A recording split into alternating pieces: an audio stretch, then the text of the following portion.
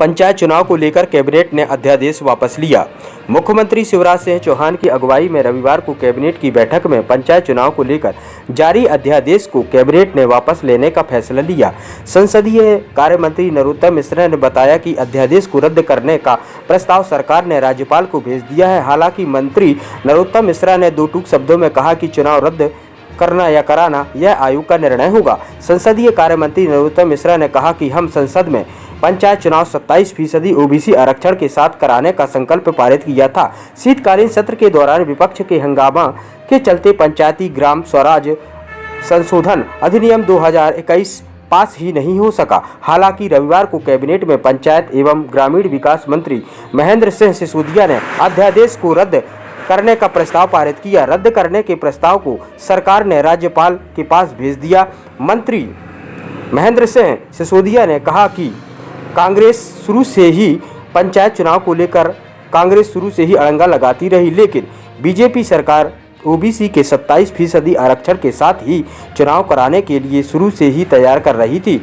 संसदीय कार्य मंत्री नरोत्तम मिश्रा ने साफ कहा कि पंचायत चुनाव होंगे या नहीं होंगे इसका निर्णय राज्य निर्वाचन आयोग करे। मध्य प्रदेश कैबिनेट की बैठक आज वल्लभ भवन में माननीय मुख्यमंत्री शिवराज सिंह चौहान की अध्यक्षता में संपन्न हुई, जिसमें अनेक महत्वपूर्ण निर्णय लिए गए। आज माननीय मुख्यमंत्री जी द्वारा हमारा पिछला वर्ष जो निकला है, अनेक उपलब्धियां मध्य प्रदेश की सरकार ने कोविड जैसी महामारी होने के बावजूद भी उपलब्ध की। अधोसंरचना पर कोविड महामारी का साया आर्थिक दृष्टि से होने के बावजूद भी 35 से 40% राशि अधिक खर्च की गई, जो अपने आप में एक रिकॉर्ड है। 44,000 करोड़ रुपए पिछली बार से ज्यादा हमने कोविड की प्रथम की छाया में और द्वितीय की छाया में हमने खर्च की है। माननीय मुख्यमंत्री जी ने नए साल की भी बधाइयां प्रदेश की जनता को कैबिनेट के माध्यम से दी। चूंकि ये इस वर्ष की आखिरी कैबिनेट थी, तो पूरे प्रदेश की जनता को कैबिनेट की शुभकामनाएं दी हैं। साथ ही उन्होंने मंत्रियों से आग्रह भी किया है कि जो पिछले साल का हमने लक्ष्य रखा था और नए साल का जो लक्ष्य होगा, हमारी नए साल में जो कैबिनेट की बैठक होगी उसमें रखा जाएगा।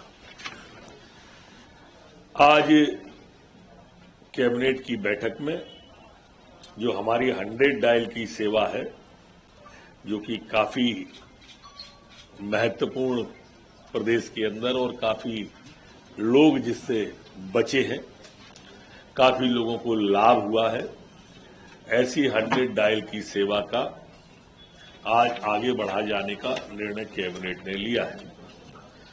एक अन्य निर्णय में आज 215.53 करोड़ की खेलो इंडिया योजना खेल विभाग द्वारा आज कैबिनेट ने स्वीकृति दी है।